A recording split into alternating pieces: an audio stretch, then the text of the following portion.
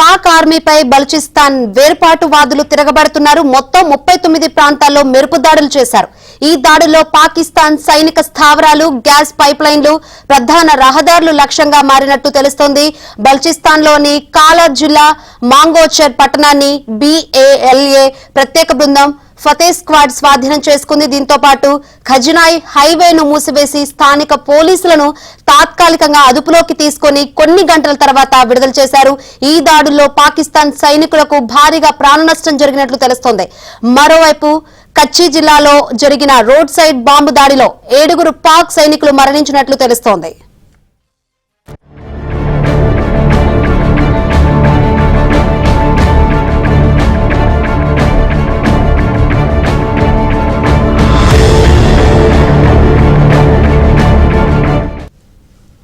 మరిన్ని వివరాలు అందించేందుకు మా ఢిల్లీ బ్యూరో చీఫ్ కృష్ణ సిద్ధంగా ఉన్నారు.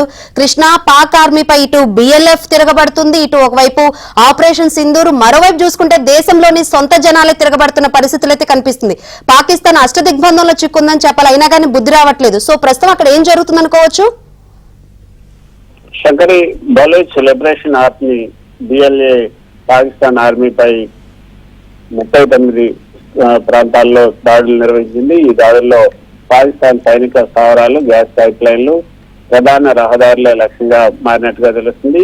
BLA ప్రత్యేక బృందమైనటువంటి ఫతే స్క్వాడ్ బల్చిస్తాన్ లోని కాలాట్ జిల్లాలో మాంగోవర్ పట్టణాన్ని స్వాధీనం చేసుకున్నట్టుగా తెలుస్తుంది.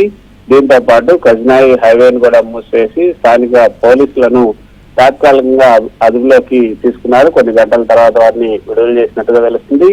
ఈ దాడుల్లో పాకిస్తాన్ సైనికులు భారీగా నష్టపోయారు, వాళ్ళకి ప్రాణ నష్టం కూడా జరిగింది. కచ్చి జిల్లాలో జరిగినటువంటి రోడ్ సైడ్ బాంబ్ దాడిలో కూడా 7 సైనికులు మరణించారు. బలూచిస్తాన్ లో కొంత హింస అయితే చెలరేగింది, అది కొనసాగుతుంది అన్న వార్తలు అయితే వస్తున్నాయి. బలూచిస్తాన్ ఏర్పాటువాదులు, పాకిస్తాన్ సైన్యం మధ్య సమస్యలు చాలా కాలంగా కొనసాగుతున్నాయి. వారి మధ్య ఘర్షణ ఏదైతే బలూచిస్తాన్ పాకిస్తాన్ లో భౌగోళికంగా అతిపెద్ద రాష్ట్రం అయినప్పటికీ కూడా అభివృద్ధిలో మాత్రం బలూచిస్తాన్ చాలా వెనకబడింది. ఇక్కడ నుంచి ఆయిల్, గ్యాస్, ఖనిజాలు వంటి సంపదలు వెలువడుతున్నప్పటికీ కూడా దాని లాభాన్ని స్థానిక ప్రజలకు రాకుండా పాక్ సైనిక ప్రభుత్వ వ్యవస్థ కబ్జా చేసిందన్నది బలూచిస్తాన్ ప్రజల ఆరోపణ.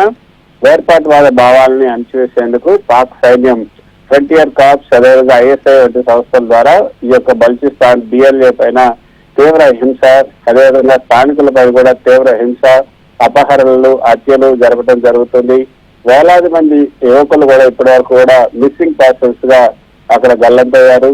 బలూచులు తమను పాకిస్తాన్ లో భాగం కాకుండా వేరే దేశం కావాలని బలూచిస్తాన్ లో అయితే ఇప్పుడు డిమాండ్ చేస్తున్నారు. సో పాకిస్తాన్ జాతీయ సమైక్యతకు ఇది ప్రమాదకరమైన భావంతో ప్రభుత్వం సైన్యం బలూచ్ ఉద్యమాలపైన నిర్దాక్షిణ్యంగా వ్యవహరిస్తుంది.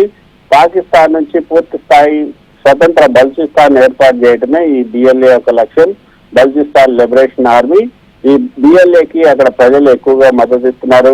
అక్కడ బలూచిస్తాన్కి రాజకీయంగా, ఆర్థికంగా స్వయం నిర్ణయాధికారం కల్పించడమే తమ లక్ష్యమని కూడా BLA చెప్తుంది. అంటే బయట పెట్టుబడిదారులు ఎవరైతే చైనాకు సంబంధించి, అదేవిధంగా ఇతర దేశాలకు సంబంధించినటువంటి పెట్టుబడిదారులు అక్రమ ఆర్థిక దోపిడీని అడ్డుకోవడం, CPEC ఏదైతే చైనా పాకిస్తాన్ ఆర్థిక కారిడార్ ప్రాజెక్టుకు వ్యతిరేకంగా కూడా BLA దాడులు చేస్తుంది. ఈ కారిడార్ బలూచిస్తాన్ నుంచి వెళ్తుంది, కానీ బలూచిస్తాన్ ప్రజలకు మాత్రం లాభం లేకుండా పోయింది. అందుకే BLA ఇప్పుడు అదునుగా చూసుకుంది.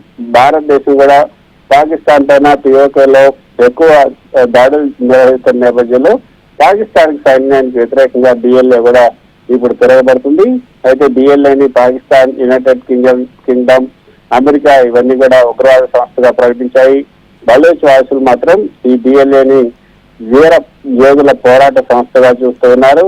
సో మొత్తానికి 2022లో BLA మహిళా విభాగం ఫిదాయిన్ స్క్వాడ్ ద్వారా దాదా యూనివర్సిటీలో చైనా జాతీయులపైన కూడా దాడి జరగడం పెద్ద చర్చనీయాంశంగా మారింది. సో ఇప్పుడు ఈ BLA కొత్త తలనొప్పులు, పాకిస్తాన్ సైన్యానికి కొత్తగా మరిన్ని తలనొప్పులు తీసుకొస్తుంది. సో పాక్ ఆర్మీ పైన 39 ప్రాంతాల్లో దాడులు నిర్వహించడం అన్నది కొంత ప్రాధాన్యత సంతరించుకుందనే చెప్పొచ్చు.